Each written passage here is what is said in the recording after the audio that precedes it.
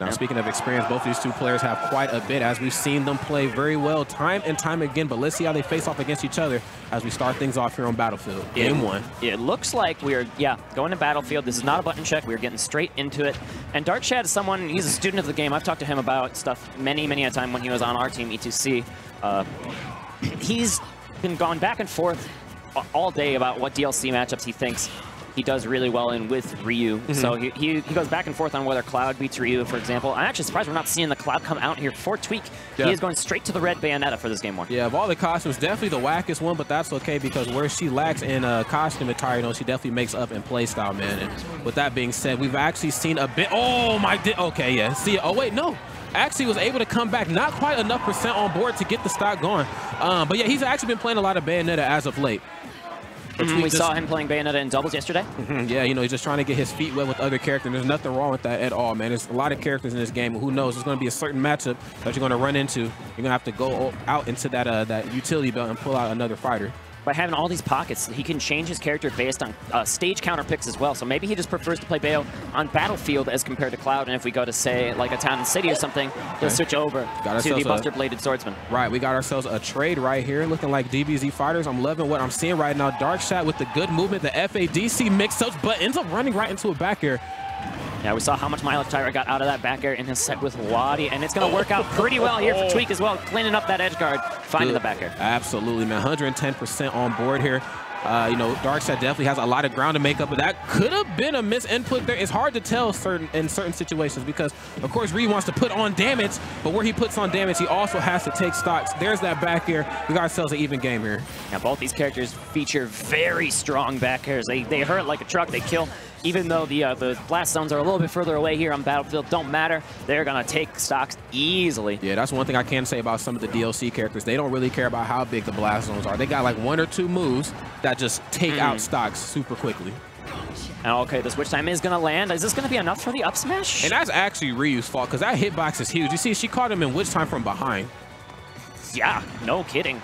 But we do have the 2 count coming out for Darkshad. He's staying alive, 126%. That's quite a bit of rage. That's quite a bit of extra added knockback onto him. But is he going to survive this Bayonetta combo? Just when you thought the combo was over, actually still extended it with the first hit of forwarder. Doesn't matter, though. Falling upward closes it out as we move right into the next game. Now, here to talk about bracket momentum. Many think that the 2 favorites for this tournament was going to be Tweek and Salem in grand finals. And it was going to be a slugfest between those 2 top 5 ranked players in the world. But Tweek sees that Salem's in losers now, so maybe Tweek's got this hunger in his eyes. Maybe he wants to just rush through this bracket, clean everything up, get to that grand finals on winner's side, easy peasy, get that advantage in case he does have to fight Salem. Just in case. You know, I was talking about Tweek a little bit ago, and I was like, you know, 2017, very phenomenal year for him. Starting off 2018 on a good foot. I want this to be the year that people respect Tweek as a top 3 player in the world. I think people know he's definitely top 10, top 5, but top 3, I think that's where I see my Midwest brethren hit next. You're not kidding, and he's been showing up for sure. We're going to see if he can put away Darkshad, another up-and-comer who's been on and off that PGR, recently rocking in, I believe, at number 27. Yes. In the most recent iteration. Yeah, no matter what he's ranked, though, you have got to respect the Shad, and that's exactly what Tweek is doing a phenomenal job of right here. The Shad Tatsu's right through a Bayonetta. Just no respect in that situation. Just want to get me out of the corner and fast. Not at all. Yeah, man. He definitely brought a gun to a fist fight. Oh, but then here's the witch twist. Oh, and the up air for good measure. That's going to close out that first stock here. Wow. And the beating, the onslaught just continues, Stern. Oh, but the air dodge is in time. And Shad will make it back. Finding that Shoryuken up. Yeah, beautiful stuff. They're saving his jump, man. That is just, wait. Okay, interesting stuff. I think he was trying to, like, do Shoryu out of a combo. That is something that Darkshad can do as Ryu. You can reversal outside of some of these combos, but it's not going to matter. It matters Doesn't have the time of day. That is Bayonetta just going to stand on that platform, admire the 2-stock victory. Wow. Tweek doing fantastic work here right now, letting the world know that he can play just about any character. You've seen my Bowser Jr., you've seen my Cloud, you've seen my DK. Let me show you what Bayonetta's talking about, too, and she's talking about a whole lot.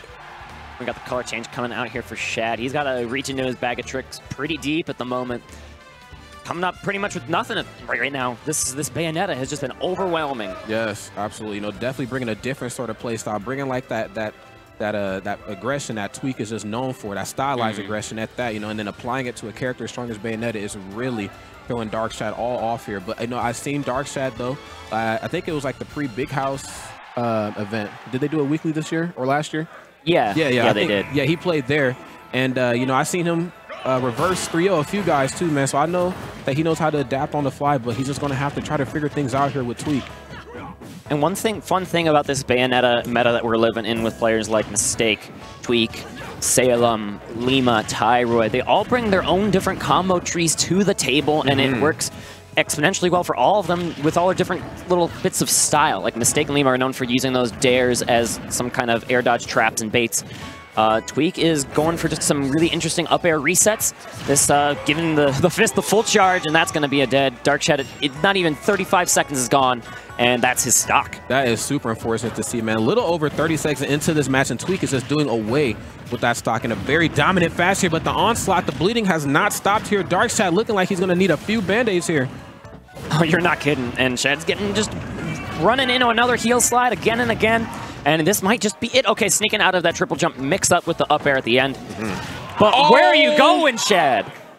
My goodness. Lord Sturm 473. That is one of the best reads of this entire weekend. Tweek wraps up his controller. He's done. He's just like, next, please. Yeah, next. Literally just. Am I in Grands on winner's side yet? Oh, man. The man's a monster, Rod. Yeah, you know, Tweek, obviously, you know, just a smash for God. I mean, I think there's just no other category to put him in. You know, just always dominating, always a treat to watch.